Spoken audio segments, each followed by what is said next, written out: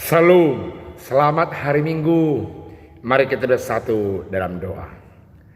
Damai sejahtera yang melampaui setiap akal dan pikiran manusia, kiranya menyertai saudara-saudara sekalian di dalam Kristus Yesus Tuhan kita yang bangkit itu. Amin. Firman Tuhan buat kita di Minggu Jubilate hari ini, tanggal 8 Mei 2022, terambil dari Kisah Rasul pasal yang ke-9 ayat yang ke-36 sampai ayat yang ke-43. Dikatakan firman Tuhan demikian. Di Yope ada seorang murid perempuan bernama Tabita, dalam bahasa Yunani Dorcas. Perempuan itu banyak sekali berbuat baik dan memberi sedekah. Tetapi pada waktu itu ia sakit lalu meninggal, dan setelah dimandikan mayatnya dibaringkan di atas ruang atas Lydia dekat dengan Yope. Ketika murid-murid mendengar bahwa Petrus ada di Lida, mereka menyuruh 2 orang kepadanya dengan permintaan, "Segeralah datang ke tempat kami." Maka berkemaslah Petrus dan berangkat bersama-sama dengan mereka.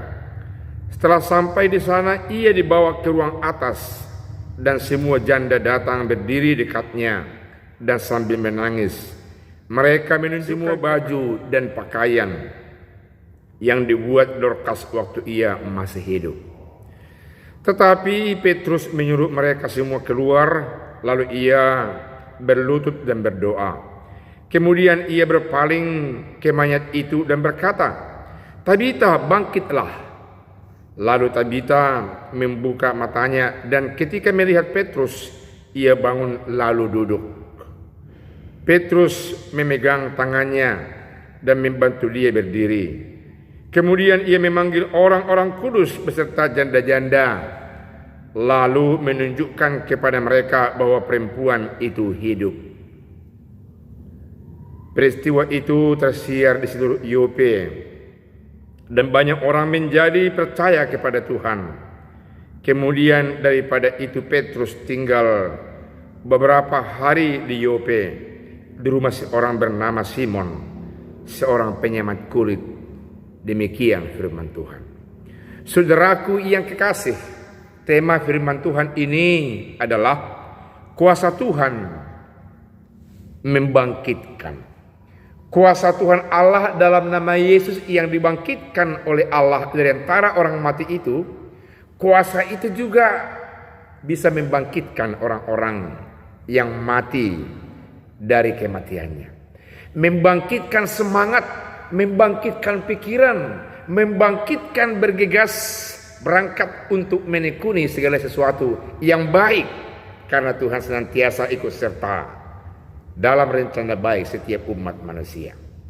Dalam kaitan ini jelas kita lihat bahwasanya di daerah Palestina orang sudah banyak merasakan bagaimana bahagianya hidup bersama dengan kuat kuasa Roh Kudus setelah masa Pentakosta. Roh Kudus Tuhan datang menghampiri orang-orang percaya. Roh Kudus Tuhan itu diberitakan dan banyak membuat peristiwa-peristiwa yang luar biasa, tanda-tanda mujizat, membuat orang lain terbuka untuk percaya kepada Yesus Kristus yang punya Roh Kudus itu sendiri. Banyak orang bersaksi tentang kehidupan yang nyaman, tentang kehidupan yang baru, merupakan karya Roh Kudus yang mereka siap juga untuk menyampaikan kepada orang-orang lain di luar dari orang-orang Yahudi di Yerusalem. Saudara tahu bahwasanya di Yerusalem sendiri banyak ada ketegangan terkait dengan orang-orang percaya kepada Yesus, dan itu membuat mereka sehingga berangkat ke Samaria, berangkat ke Galilea, berangkat ke Judea, memberitakan berita Injil keselamatan kepada orang-orang yang sudah mendengar dan terbuka untuk menerima berita Injil itu. Bukti iman percaya mereka di mana mereka merasakan ada kebahagiaan, ada damai, ada sukacita, ada pekerjaan yang baik. Mereka membawa ke rumah mereka sendiri, membawa ke rumah Allah, menyaksikan bagaimana Roh Kudus berkarya dalam kehidupan mereka. Saudaraku yang kekasih, pengalaman rohani ini juga makin dikuatkan, makin disambut oleh peristiwa-peristiwa yang luar biasa yang dilakukan oleh murid-murid Yesus, termasuk Petrus sendiri. Saudara melihat bahwasanya adalah firman Tuhan ini, kita melihat bahwasanya Eneas yang 8 tahun sudah mengalami total lumpuh, tapi oleh karya Roh Kudus, Roh yang membangkitkan Yesus dari kematian itu senantiasa diandalkan oleh Petrus, sehingga dia mengatakan, Eneas bangkitlah engkau.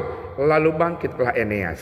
Peristiwa itu membuat orang semakin banyak percaya kepada Yesus yang adalah Allah nenek moyang orang-orang Yahudi, yang juga hidup di antara bangsa-bangsa, yang juga mau datang melingkupi kehidupan orang-orang percaya dimanapun berada. Itu semakin mengintensifkan mereka menyaksikan kuat kuasa dari Yesus Kristus yang bangkit itu lewat karya. Di Yope ada seorang yang memperhatikan janda-janda, yang memiliki sikap kemurahan, yang membantu orang dari kehidupan kemiskinannya. Namanya Tabita, yang dalam bahasa Yunani disebut adalah Dorcas, yang pengertiannya adalah rusa betina. Rusa betina memperlihatkan bagaimana kelincahan, bagaimana ketulusan, bagaimana sikap bersaudara, dan ternyata dia mati. Dan seturut dengan adat keyahudian sudah diperlengkapi bagaimana cara terakhir untuk menguburkan Dorcas. Dibuat dia pada bagian atas rumah, di sotah rumah, supaya nanti banyak orang yang lebih banyak yang mencintai, yang menyenangi pekerjaannya selama ini menyaksikan dia. Tapi ketika itu orang mendengarkan bahwasanya ada Petrus di sekitar perkampungan itu, di sekitar kota itu. Lalu murid-murid daripada Dorcas memanggil Petrus, dan Petrus sesegera mungkin bergegas, sesegera mungkin datang. Pertanda ada Roh Kudus dalam kehidupannya. Dia tergerak untuk datang segera menghampiri orang yang diliput oleh duka itu, yang dirundung oleh duka itu. Saudaraku, apa yang terjadi? Petrus menyendiri naik ke atas di suatu rumah, dan dia berdoa, memiliki satu konsentrasi untuk bertemu dengan Allah Bapa di sorga, memiliki satu pertemuan dengan Allah Bapa di sorga, meyakinkan dia akan kuat kuasa Allah, meyakinkan dia akan datangnya Roh Kudus yang membangkitkan, Roh Kudus yang sungguh-sungguh berkuasa itu, sehingga dia berdoa dan mengatakan kepada Tabita, hai Tabita, bangkitlah. Dorcas Tabita bangkit dan hidup. Dia memberikan tangannya, lalu Petrus memegang dan dia bangkit. Dan peristiwa itu semakin membuat orang makin menangkap sinyal-sinyal kuat kuasa Allah dalam nama Yesus. Membuat orang semakin banyak percaya, membuat orang semakin banyak bersaksi atas kuat kuasa Roh Kudus yang hidup berkarya di tengah-tengah orang banyak ketika itu. Dan itu juga lah yang hidup di tengah-tengah saudara, di tengah-tengah saya pada hari ini, pada saat ini. Apa buktinya? Saudara mau dengan terbuka mendengar firman Tuhan, firman yang adalah Allah, ya Allah adalah yang Yesus Kristus, Yesus yang adalah Roh Kudus itu sendiri. Roh Kuduslah yang meliputi saudara-saudara mau duduk bersama mendengarkan sabda Tuhan.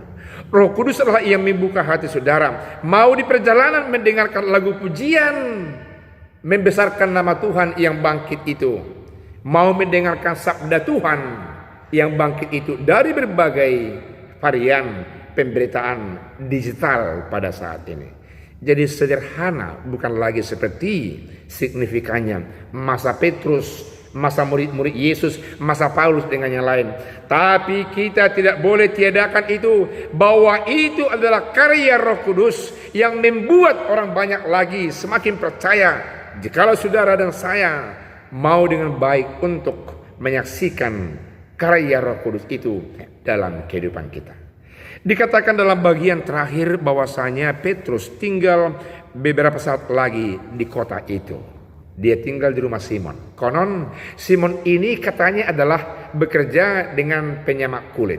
Penyamak kulit bagi orang Yahudi agak sedikit dianggap rendah karena dia berkaitan dengan binatang yang mati, dianggap haram.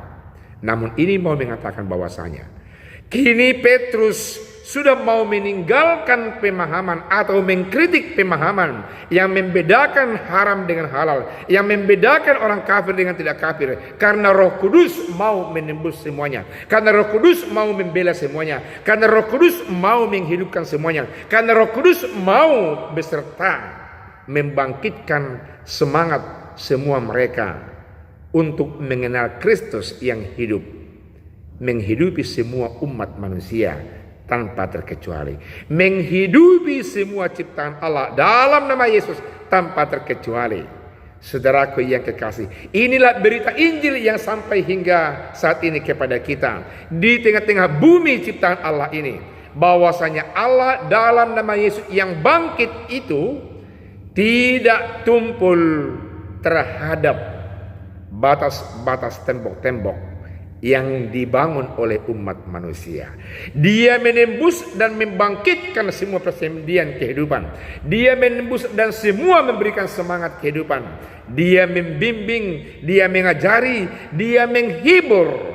Kini pemberitaan itu bukan hanya lagi di Yerusalem, ke Samaria, ke Yudea, demikian juga dengan ke Galilea, ke Indonesia, ke kampung kita, ke rumah kita, ke hati kita. Mari kita siapkan hati pikiran kita, dibangkitkan oleh Roh Kudus Allah dalam nama Yesus, agar kita bisa membawa berita sukacita, membawa Injil ke semua arah, ke semua tempat, meliputi semua waktu di tengah-tengah dunia di mana kita hidup. Amin. Tuhan Yesus memberkati. Kita berdoa. Terima kasih Allah Bapa yang baik, dalam nama Yesus kami sambut firman-Mu yang sungguh-sungguh luar biasa, lewat kuat kuasa Roh Kudus menyertai kami, membangkitkan semangat kami, membangkitkan kehidupan kami, membangkitkan segala sesuatu yang terkait dengan keseharian kami. Terima kasih dengan firman Tuhan. Dalam nama Yesus kami telah berdoa. Amin.